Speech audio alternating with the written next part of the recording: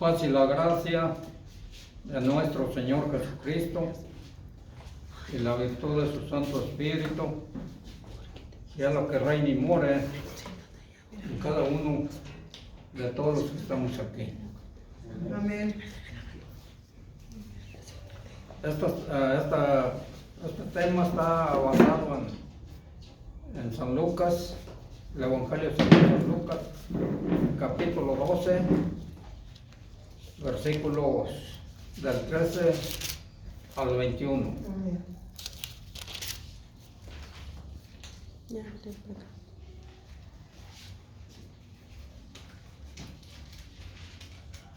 El cual dice así: para la honra y la gloria de Dios. Amén. Amén. Dios.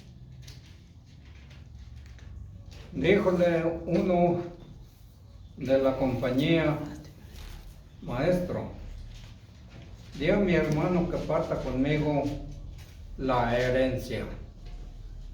Mas él dijo: hombre, ¿quién me puso por juez o partidor sobre vosotros?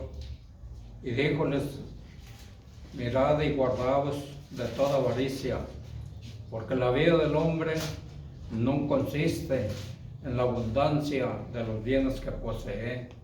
Y refirióles una parábola diciendo: la heredad de un hombre rico había llevado a mucho, y él pensaba dentro de sí, diciendo: ¿qué haré?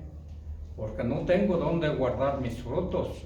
Y dijo: esto haré: derribaré mis alfolíes y los edificaré mayores, y allí juntaré todos mis frutos y mis bienes. Y diré a mi alma: muchos bienes tienes almacenados para muchos años, repósate, come, bebe, huélgate. Y díjole Dios: necio, esta noche vuelven a pedir tu alma, y lo que has prevenido, ¿de quién será?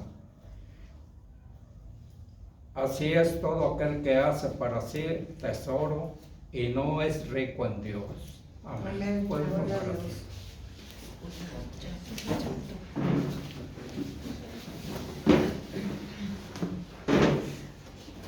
Como vemos a través de este mensaje de nuestro Señor Jesús,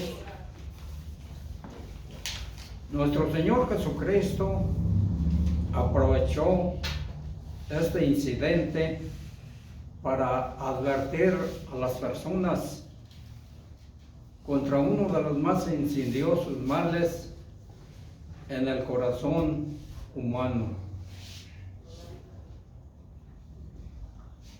la codicia. El insaciable deseo de poseer bienes materiales es uno de los más intensos impulsos de toda la vida, y sin embargo deja a un lado totalmente el propósito de la existencia humana. El Señor Jesús deseó posesiones materiales. Como vemos, Él, desde que nació en un pesebre. Fue pobre. En alguna ocasión hubo una persona que le dijo: te seguiré a donde vayas. Y él le dijo: ¿a dónde me vas a seguir? Dice: porque el Hijo del Hombre no tiene ni siquiera una piedra donde recostar su cabeza. Por eso vemos que el insaciable deseo de posesiones materiales es uno de los intensos impulsos de toda la vida, y sin embargo deja a un lado totalmente el propósito de la existencia humana. El Señor Jesús nos da una definición del pecador, que tiene la carencia de la percepción y del sentido común, de la realidad de las cosas naturales y espirituales, el ordenamiento de la propia vida con respecto a la salvación. El versículo 15 es una seria advertencia. El Señor Jesús dijo mucho acerca del peligro de las riquezas.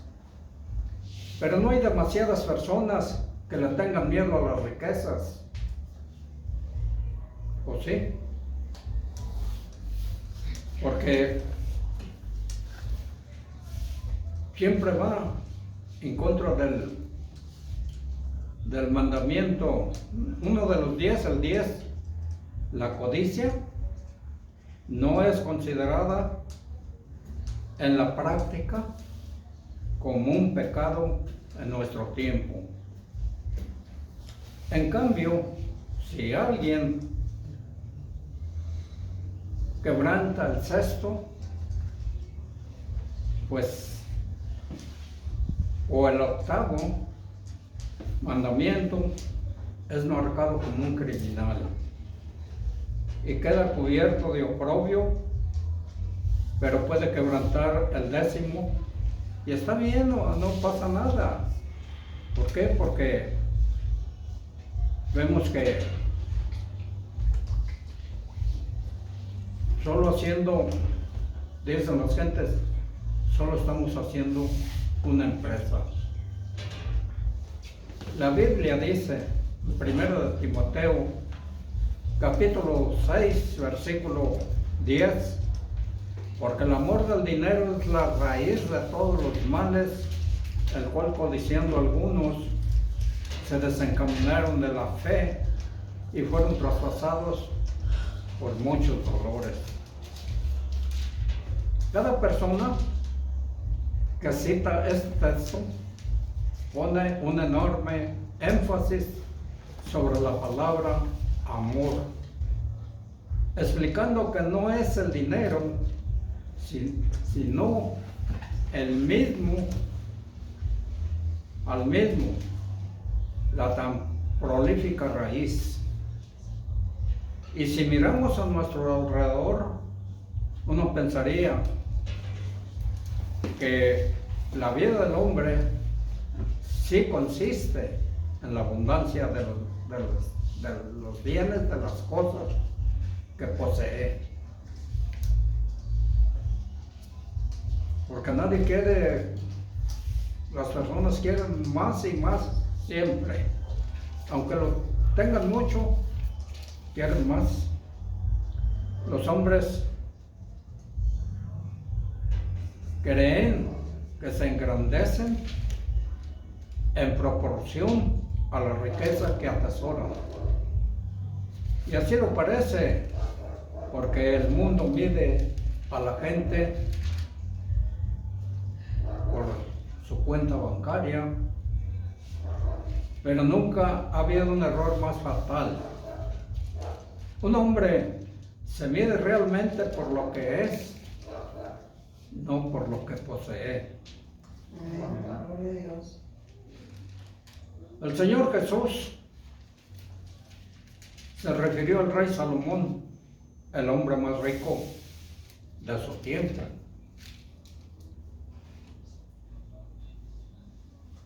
Lucas 12:27, y dice: considerad los lirios como crecen, no labran ni hilan, y os digo que ni Salomón con toda su gloria se vistió como uno de ellos.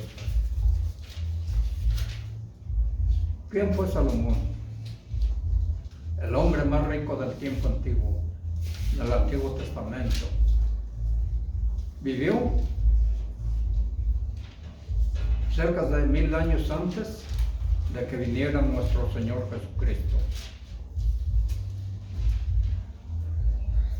La lección es esta: confía en el Señor Jesucristo, en su infinita misericordia, de su poder. Libérese de la preocupación del dinero y de las posesiones.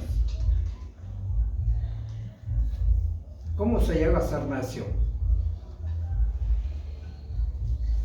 Y hasta un genio puede llegar a serlo. Proverbios 26:11. Como perro que vuelve a su vómito, así es el necio que repite su necedad.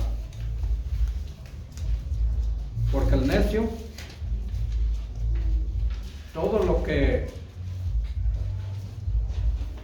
podemos hacer para convencer a un necio, no podemos hacer nada. Porque el necio sigue siempre en lo mismo.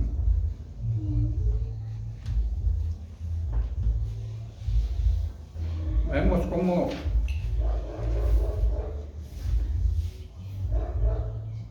a veces las personas tienen un cociente alto de inteligencia y la gente puede admirar su reputación por sus éxitos logrados. Pero una persona sabia los puede ver como desastres ambulantes. Nos dice Eclesiastés capítulo 3, capítulo 2, versículo 26. Porque el hombre que le agrada a Dios le da sabiduría y ciencia y gozo, mas al pecador da trabajo. El que allegue y amontone para que dé al que agrada a Dios. Amén. La gente se vuelve necia al no tener en cuenta la sabiduría de Dios que le está ofreciendo. Un pensamiento: la persona que se extravia del camino de la sabiduría es como si estuviera muerta, aun cuando todavía ande por allí caminando. Proverbios 14, versículo 12. Hay camino que al hombre le parece derecho, empero su fin son caminos de muerte. El rico, el insensato, el que ilustra el hecho que tomamos como base de las posesiones, no son lo principal de la vida. Lucas 12, 18 y 19. Y dijo: esto haré, derribaré mis alfolíes y los edificaré mayores, y allí juntaré mis frutos y mis bienes, y diré a mi alma: alma, muchos bienes tienes almacenados para muchos años, repósate, come, huélgate. Una seguridad carnal de ficción lleva a los hombres a escapar de los males comunes, según nos declara Isaías capítulo 28, versículos 15 y 16. Porque habéis dicho: concierto tenemos hecho con la muerte, hicimos acuerdo con la sepultura, y cuando pasare el turbión del azote, no llegará a nosotros, pues que hemos puesto nuestra acogida en la mentira y en la falsedad, y nos esconderemos.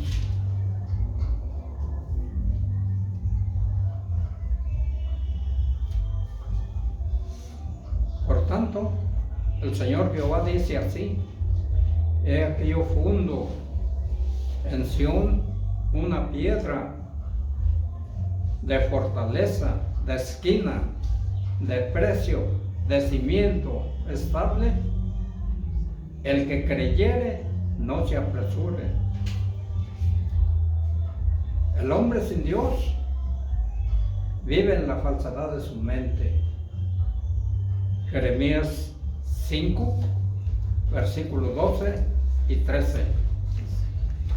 Negaron a Jehová y dijeron, Él no es. No vendrá mal sobre nosotros. No veremos cuchillo, ni hambre. Antes los profetas, como viento, serán como viento, y no hay en ellos palabra, así se hará a ellos. No creían a los profetas. Los profetas les hablaban de que iba a venir un mal sobre ellos. Los babilonios estaban cerca, pero ellos gozaban de reputación, y en lugar de creer a los profetas, dicen, ¿qué es su trabajo de ellos? Eso es lo que ellos hacen, por lo tanto a nosotros no nos va a venir ningún mal.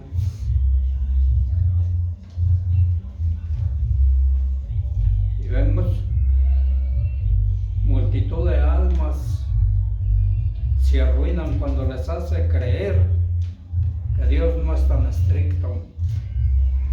Así pensaban, y Él no actúa, no vendrá mal sobre nosotros.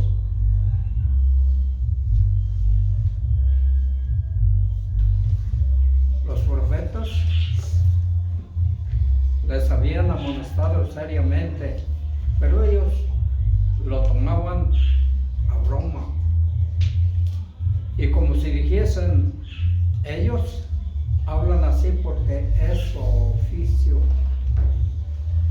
No es palabra de Dios, sino el lenguaje de su fantasía melancólica. Así era como ellos se expresaban de los profetas. Como se ve también aquí la tremenda necedad de este hombre necio. El hombre había sido bendecido grandemente, materialmente, había sido bendecido en gran manera, y sin embargo no había dado gracias a Dios por sus bendiciones. El hombre llamó al fruto de la tierra, ¿cómo lo llamó? Sus posesiones, al fruto de la tierra. Mi fruto, dijo, mis bienes. ¿Será así? Es lo que Dios le concede al hombre para que viva, lo está bendiciendo, pero no son de él. Dios le está concediendo aquello al hombre para que recapacite que Dios lo está bendiciendo y debe dar gracias, pero al contrario, dijo, mi fruto, mis bienes. Qué decadencia de pensamiento vemos. El hombre llamó a su alma, ¿cómo lo llamó? Mi alma. No hay señal de que haya dado su alma a Dios, ¿o sí? El hombre se volvió engreído, orgulloso de lo que había hecho. ¿Cuántos son semejantes a él en este tiempo, en este día? También en el tiempo que estamos viviendo, muchas iglesias que se dicen cristianas e imponen a sus adeptos el diezmo, que en el Antiguo Testamento se les daba a los levitas. Tenían mandamiento de tomar los diezmos del pueblo.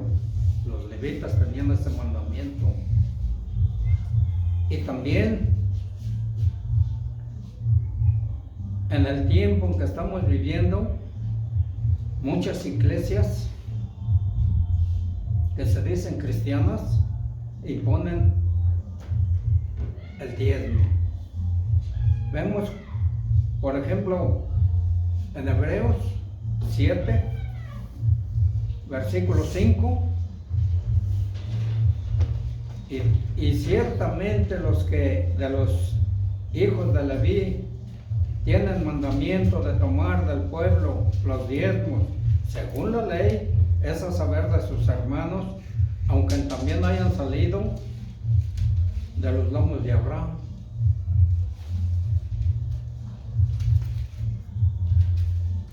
Allí vemos una declaración de cómo fue esto. Por lo que toca a los sacerdotes levíticos, estaban autorizados por la ley a recoger los diezmos de sus hermanos, los hebreos, que únicamente y exclusivamente era para el pueblo hebreo,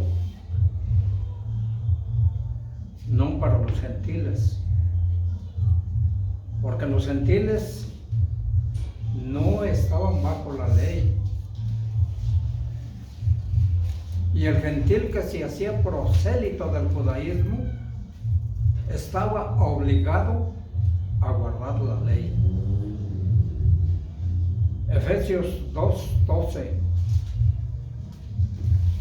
que en aquel tiempo, nos dice el apóstol Pablo, estabais sin Cristo, alejados de la República de Israel y extranjeros a los pactos de la promesa, sin esperanza y sin Dios en el mundo.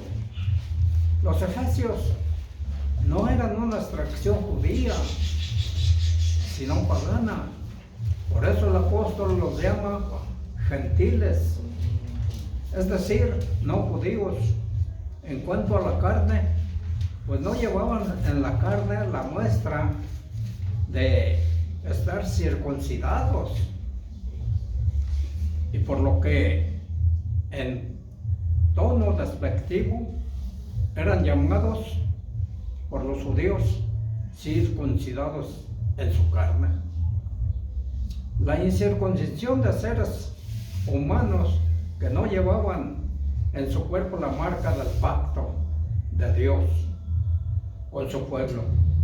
Al no pertenecer al pueblo elegido y al vivir en la idolatría, los efesios, en otro tiempo que ya no es el mismo ni el actual, sino aquel tiempo anterior a su conversión, el tiempo en que estaban viviendo antes de que fueran convertidos al cristianismo, estaban sin esperanza del Mesías, excluidos de la ciudadanía de Israel, es decir, de la comunidad que disfrutaba de muy especiales privilegios otorgados por el único Dios verdadero. De manera que no tenían en su mente ninguna perspectiva de seguridad para el porvenir eterno, por lo que la muerte ponía punto final a una vida sin destino, feliz de ultratumba. Vemos cómo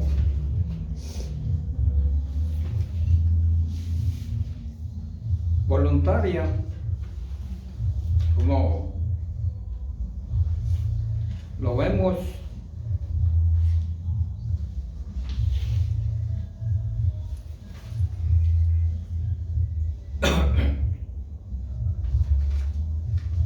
que nos dice, según lo declara la palabra de Dios, en 2 de Corintios, capítulo 9, versículo 7, cada uno dé como propuso en su corazón, no con tristeza, ni por necesidad, porque Dios ama al dador alegre. Esa es la enseñanza para los cristianos de nuestro tiempo. La ofrenda voluntaria. Cada uno dé como propuso en su corazón. Un pensamiento será necesario que considere lo que es necesario para sus necesidades inmediatas. Tendrá que pensar de las obligaciones justas en que incurrirá en el curso de su vida normal y de su familia. Pero luego, por encima de todo esto, ha de pensar en las necesidades de sus hermanos en Cristo y de las demandas de Cristo sobre él. Al tener en cuenta todas estas consideraciones, no debería dar con tristeza ni por necesidad. Es posible dar y, sin embargo, no sentirse feliz con ello. Es posible que se dé bajo una posesión de llamamientos emocionales y de sentirse apurado ante los demás. Ninguna de estas cosas servirá. Dios ama al dador alegre. ¿Es que Dios realmente necesita de nuestro dinero? No. Suyo es el ganado sobre los miles de los montes.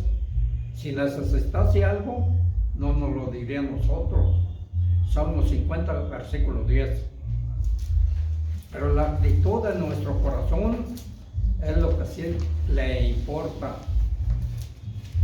Pero son pocos los que escapan al amor del dinero. Hay muchos que ponen una cantidad de cuotas obligatorias a los hermanos, que se dicen, o le pueden decir, hermano, queda obligado a dar tal cantidad cada mes,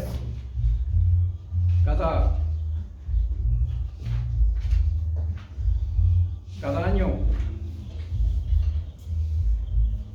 Usted por 5 años, usted por 10, le ponen una cantidad que dé por todo ese tiempo, cada mes.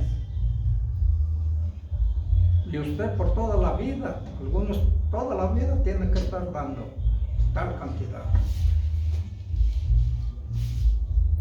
En fin, muchas cosas que he visto esto lo digo, no es una invención mía, sino una realidad, porque yo lo he visto.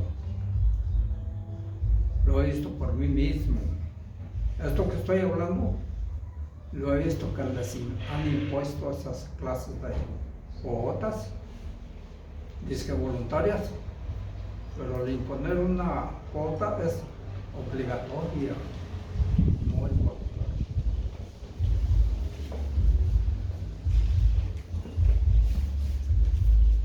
Por todo lo que se ha dicho acerca del pecado de la codicia, que es el mandamiento número 10, que dice no codiciarás. Es el mandamiento, no codiciarás. Para acumular riquezas pasajeras, cerremos con la última cita del Señor Jesús. No hagáis tesoros en la tierra, donde la polilla y el orín corrompen, donde ladrones no minan ni hurtan. Mas haced tesoros en el cielo, donde la polilla y el orín no corrompen, donde ladrones no minan ni hurtan. Porque donde estuviere vuestro tesoro, ahí estará vuestro corazón. Mateo 6, 19 y 21. Este pasaje contiene algunas enseñanzas más revolucionarias de nuestro Señor Jesús y también de las más descuidadas. Se trata de cómo encontrar seguridad para el futuro. Eso era lo que hubiera hecho el rico insensato. Hubiera él dado gracias primeramente porque Dios le estaba bendiciendo y no nombró a sus cosas que eran de él, sino nada de lo que viene es de nosotros. Porque nosotros en cualquier momento nos morimos y no nos llevamos nada absolutamente. Amén. Jesús contraviene todos los consejos humanos de proveer para el futuro. Financieramente seguro, como dice, no halléis tesoros en la tierra, donde está con ello indicando que no hay seguridad en las cosas materiales, no hay ninguna seguridad. Cualquier tipo de tesoro material sobre la tierra pueden bien o ser destruidos por los elementos de la naturaleza, que viene siendo lo que él dice, polilla, orín, o robadas por los ladrones. Jesús dice que las únicas a no sujetas a pérdidas son los tesoros en el cielo. Aquel que hace los tesoros en el cielo no tendrán pérdida. Un llamado a la reflexión.